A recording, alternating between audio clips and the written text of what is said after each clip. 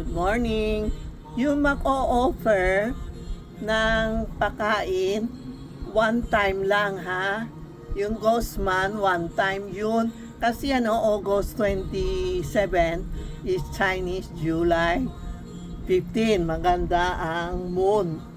Lahat na temple, Buddhism, Taoism, nag-aalay. Halimbawa ako, ang temple ko is Mabuhay Temple. Ninalagay ko pangalan ng asawa ko, biyanan ko, kapatid ko, yun na mga namamatay. Pinagagawa ko ng isang stand. Tapos, yung lahat na pamilya ko, pinalagay ko yun namatay, mister ko, ganon. Tapos, sa temple, nagdadasal that day. Pina-offer ng pakain, dasal para sila makatanggap isang beses. Kasi yung temple may mga price 500, 1,000, ganun. Sabi ko mahina ang negosyo. Yun na lang sa kapatid ko, pinalagay ko ng medyo mas mura. Aba, pinanaginip ko, hinahanap niya ako the next day. Sabi ko, Master, ilagay mo na pareho. Yan sa temple kasi, nag-o-offer kami ng pagkain sa mga patay, mga ancestor namin, no? Tapos sila, master naman, nag-aalay ng food, prayer para sa kanila. So that July 27, sa bahay tayo, mag-alay tayo. If you have time, halimbawa, tindahan ko, sa labas ako mag-aalay, pero sa taas ako, bodega, pwede tawagan mo, you use incense, tawagan mo sila na bumaba, dito kayo kumain.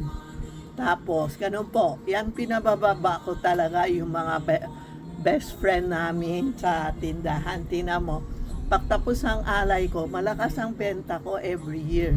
Kasi every year, inaalay ko. Kung hindi pa nang-alay, kasi napaka-aalay ka, every year mag-aalay ka, yun lang is simple lang. Halimbawa, pwede beer, isang pandesal o beer, hopya, pwede din. Huwag nyo na igaya sa iba o sa amin kasi may tindahan ako, kaya marami alay ko. Pero sasabihin ko, palakas mo negosyo ko, next year dakdak ko. Kaya importante, may bigas tayo na may coins. Yung coins pwede mo igamit, yung bigas pagtapos ang alay ng bigas, lulutuin nyo, ha? Yan po, sa 27. Kung wala kayong time sa 27, pwede maaga, mga 1 week. Pwede din, no? Basta may alay kayo. Pero after 27, huwag na po. Kasi, tapos na ang kain lahat busog-busog na dapat yung before, pakain natin, tingnan mo. Lalakas ang negosyo nyo, lahat problema mo mawawala kasi inaalay natin. Tapos pag nag-aalay, yung mga prutas, wag lang banana, saging, no? Ayaw din namin ng atis, yung may ganun. Parang grapes ayaw ko din kasi as may susunod, pansit. Yan nang wag mo pa yun. Meron isang beses nakalay ako ng pansit. Yung bad spirit, pumasok sa tindera ko, ayaw umalis. Nako, buti marunong ako magdasal. Dinasal ko siya umalis. Kasi nag-alay ako ng pansit is long life. Kaya huwag mag-alay ng pansit, spaghetti, lahat huwag lang. Huwag mag-alay ng delata kasi ang delata, meron isang matanda, sinabi, huwag ka mag-alay ng delata kasi nag-alay siya, nakita niya, yung delata, yung bad energy, ginaganong-ganong, kaya ipin niya, puro dugo, nakita niya puro dugo. Kaya sabi niya, kung gusto ka mag-aalay ng delata, open mo, lagay mo sa tasa. Yan, ha? That ang tip ng mga experience sinasabi niya sa akin. I'm not a feng shui master. Profen lang kami, ang feng shui expert lang kami. Yung mga experience namin, kasi ako 7 up na. Yung alam ko, tinuturo ko kayo. Kaya every year, sa Gosman, nasa bahay ako nagdadasal sa mga energy.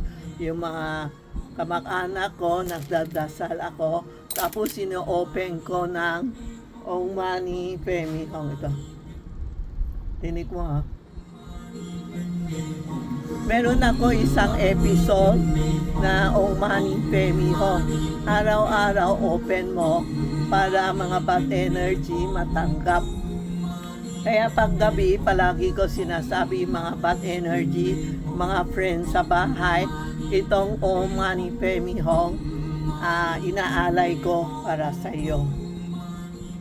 O kaya may sakit mga tao sa bahay, Om Mani Padme Hum, Om Mani Padme Hum, Om Mani Padme Hum. Yan ang dasal mo para sa kanila, pero kailangan sabihin mo pangalan sino binibigay mo. Okay? Panood mo ako ng next episode, ha?